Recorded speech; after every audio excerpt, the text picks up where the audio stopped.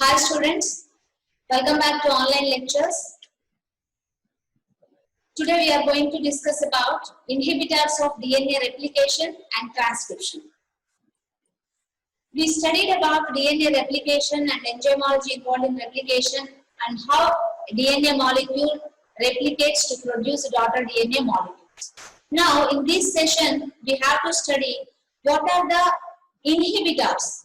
Inhibitors are nothing but which inhibits the process. So inhibitors of DNA replication. So mostly to treat different kinds of the infections, different kinds of the drugs are administered into the bodies, into the human bodies. So where those drugs targets certain regions of the infectants.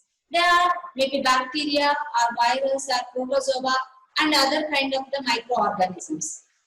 So here the drugs which are used to control the infection are of different types. Some drugs may inhibit replication, some drugs may inhibit transcription, some drugs may inhibit protein synthesis in such a way. So in our syllabus we have to study inhibitors of DNA replication. So bacterial DNA guidase, that is type 2 topoisomerase, which is involved in the unwinding of supercoils during the DNA replication. Then only it is possible to separate the strands by helicase and followed by replication. So here the DNA replication is inhibited by novobiosine and nalidixic acid. These two drugs involved in inhibition of the bacterial DNA guidase. Likewise, another inhibitor, ciprofloxacin, which interferes with the DNA breakage and rejoining process. Likewise, mammalian topoisomerases are inhibited by etoposide and adriamycin drugs, which are used as anti-cancerous drugs. Likewise, nucleoside analogues also inhibit replication and are used as anti-cancerous drugs. So these are the different types of the drugs used in the regulation and inhibition of the replication, thereby used in the treatment of certain kind of the infections. Coming to next, inhibitors of transcription. So transcription is what is transcription? Synthesis of mRNA. From that mRNA protein is translated. Now those proteins are used by the bacteria or the viruses to carry out their life cycle. So to treat such kind of the infection, some drugs are used to inhibit such process are rifampicin, which binds with beta subunit of prokaryotic RNA polymerase and inhibits that enzyme. It is an inhibitor of prokaryotic transcription initiation. It binds only to bacterial RNA polymerase but not to eukaryotic RNA polymerase. That means it only acts on the bacterial RNA polymerase but not the eukaryotic RNA polymerase. Thereby it is safe to give human bodies. Therefore, rifampicin is a powerful drug for treatment of bacterial infections, used for the treatment of tuberculosis and leprosy. Another drug, mitomycin, which intercalates with the DNA strand. That means it interacts with the DNA strand and it blocks the transcription. And this drug used in the cancer treatment. So thereby it is known as anti-cancerous drug. Another drug which inhibits transcription are alpha-amanitin. This alpha-amanitin is a molecule made from the death cap mushroom. You can see the picture also here. This mushroom is known as death cap mushroom and is known as potent inhibitor of RNA polymerase. So alpha-amanitin is extracted from this death cap mushroom.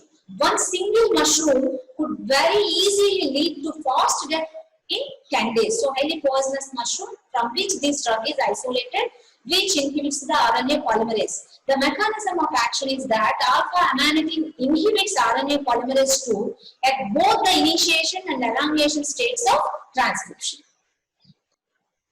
Coming to mechanism of action of actinomycin D.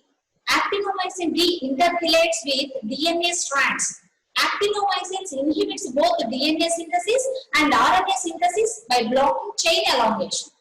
They interact with GC base pairs as they require the 2 amino group of guanine for binding. So actinomycin binds to GC base pairs. Why? Because it requires amino group So which is found on the second position of the guanine nucleotide. So it interrelates the DNA and inhibits the DNA transcription. Actinomycins are used as anti-cancerous drugs. So these are all of some of the drugs which are used to inhibit the replication and transcription of different kinds of the infections. Thank you. Bacterial proteins are synthesized in bacterial ribosomes, which are composed of two compartments, 30S and 50S subunits, that interact together to form a 70S complex. In the 70S complex, the bacterial messenger RNA and tRNA coordinate together to produce an elongated polypeptide chain.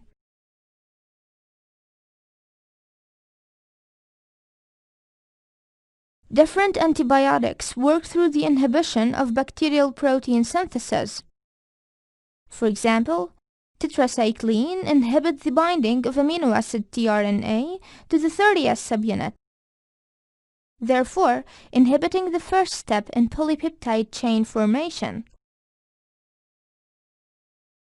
Aminoglycosides bind to the 30S subunit and distort it. This distortion of the 30S subunit inhibits the binding of 50S to the 30S subunit and halts the formation of a 70S ribosomal complex.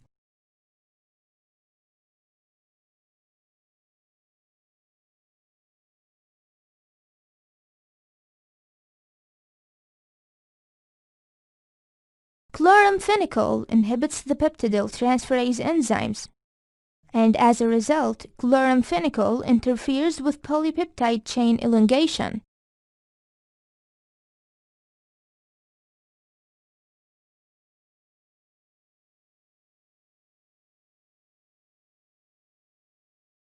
Macrolides and clindamycin bind to the 50S subunit and inhibit the translocation of amino acid tRNA on the bacterial ribosome, thus inhibiting the elongation of the polypeptide chain.